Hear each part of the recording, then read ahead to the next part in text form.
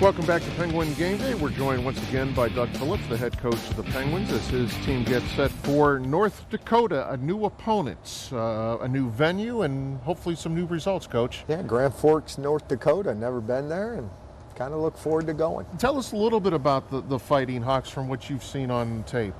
You know, they went 5-2 last year, went to the second round of playoffs. And again, when you look at the games, they're in every football game against very good opponents. 16-10 loss to North Dakota State.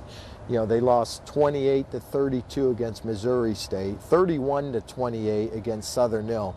So again, they stay in the fight. You gotta, the intensity that they play with, that's the one thing I respect most of this team. They play hard. We're going to throw up a graphic and show you a little bit about North Dakota. They're 3-5, 1-4 in the conference. They lead the series against YSU.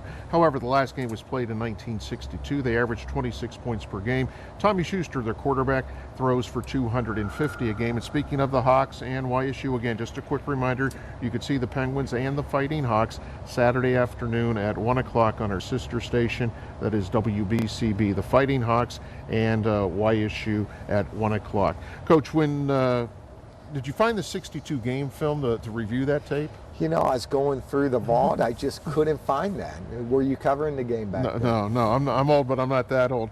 But this is a team that, as you mentioned, in close games, again, one of these quarterbacks who likes to throw it. It's a new venue, so will you take the players, maybe walk through, at the facility? Well, what's unique is the hotel is connected to the football stadium. It's a convention center. Okay. So it's a 5-minute walk through the convention center. So yeah, on Friday when we arrive, we'll probably walk in and just check out the facility. When you look at this team, what do they do special offensively, defensively? They're well coached, fundamentally sound. Defensively, they come at you from all angles. A lot of blitzes, a lot of movements.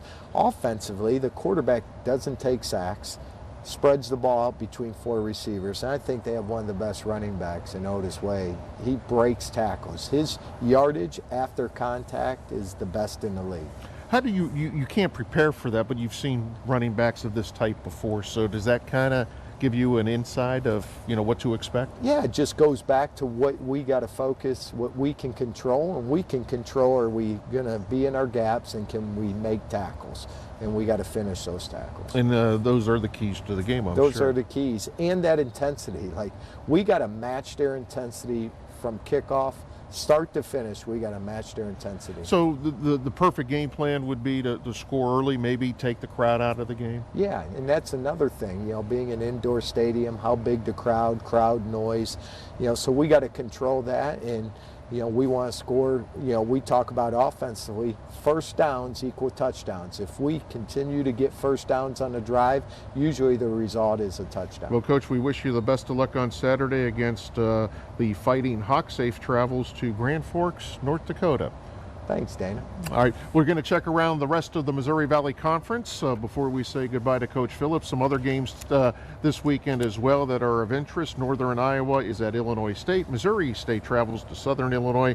South Dakota is at Western Illinois. And North Dakota State is at South Dakota State. That wraps up the Missouri Valley Conference. Coach, again, the best of luck on Saturday against North Dakota. Go Gwins. All right, we'll be back with more of Penguin Game Day right after this.